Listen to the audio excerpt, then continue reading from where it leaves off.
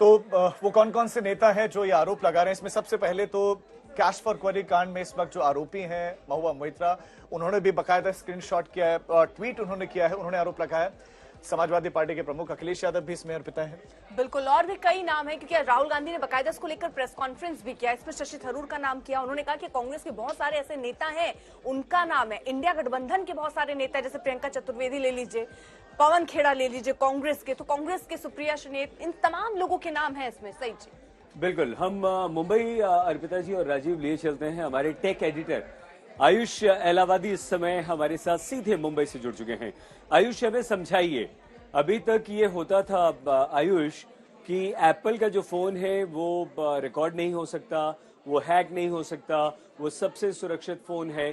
तो एप्पल तो क्या एप्पल ये कह रहा है कि आम इंसान की तरह आयुष हम समझें कि हाँ ये फोन हैक हो सकता है, ये फोन टैप हो सकता है?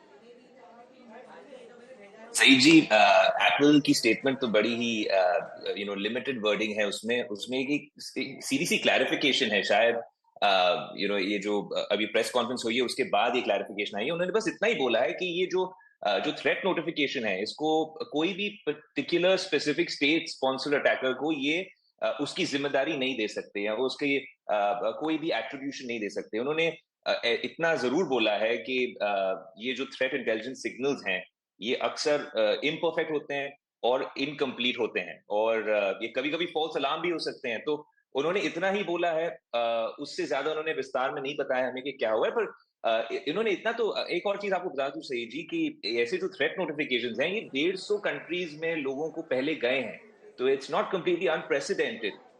लेकिन आप जो बोल रहे थे, क्या लोगों को घबराने के लिए और फिक्र करने की जरूरत है इस वजह से? मेरा मानना है कि नहीं। देखिए, एप्पल एक ऐसा आईफोन जो बनाता है, वो परहैप्स दुनिया में सबसे सेफ और सबसे सिक्योर एक डिवाइस है। उनका एक क्लोज्ड इकोसिस्टम है। एंड्रॉइड जैसे ओपन सोर्स नहीं है, मतलब कि जो एप्पल का इकोसिस्टम है। और जिस बात से आपको थोड़ी सी रीअश्योरिंग कॉन्फिडेंस मिलनी चाहिए, वो ये है कि ये एक लौता ऐसा डिवाइस है जिसमें आपको थ्रेट नोटिफिकेशन मिल भी रही है। पहले तो हमको डिसाइड करना पड़ेगा कि ये जो थ्रेट नोटिफिकेशन मिली है, जो सब पॉलिटिशियंस ने पोस्ट की है, कि वो अपना सेंडर जिन्होंने मेल भेजी है। आयुष बहुत धन्यवाद आपका। आयुष एलावादी हमारे संवाददाता मुंबई से जानकारी दे रहे थे। राजीव, बिल्कुल। और अब चूंकि ये मामला सामने आया है, लगातार ट्वीट्स किए गए हैं, पॉलिटिकल रिएक्शंस बहुत आए हैं, नेता बहुत आरोप लगा रहे हैं। आपको सुनाते हैं क्या कुछ कहा जा रहा है। जिस तरीके से भारतीय जनता पार्टी काफ़ी कॉन्फिडेंट है कि इंडिया अलायंस मजबूत हो रही है और इसकी वजह से स्टेट प्रायोजित सर्वेलेंस चल रहा है, उसे लगता है कि वहाँ पे हलचल किस खेमे में मची हुई है। मैं तो बस यही कहूंगी कि अमित शाह जी, रोज मेरे फोन पे मैं आपको गुड मॉर्निंग कहूंगी, गुड आफ्टरनून कहूंगी, गुड इवनिंग कहूंगी, पर ये लड़ाई जो जनता की लड़ाई है, भ्रष्टाचार की लड़ाई है, जो डिक्टेटोरियल तानाशाही की लड़ाई है, वो मैं लड़ती रहूंगी। ये हो क्या रहा है? डिजिटल दुनिया बना रहे हैं और इन्वेसिव पॉलिटिक्स के तहत क्या देखना चाहते हैं कौन किससे बात कर रहा, क्या बात कर रहा? पूरा का पूरा नॉर्थ कोरिया बनने जा रहा है क्या? सीधी सी बात है। सरकार की ओर से अभी तक कुछ सुना ही नहीं मैंने। उनकी ओर से सफाई आनी चाहिए ना। इसका एक मंत्रालय भी है, वो क्या कर रहा?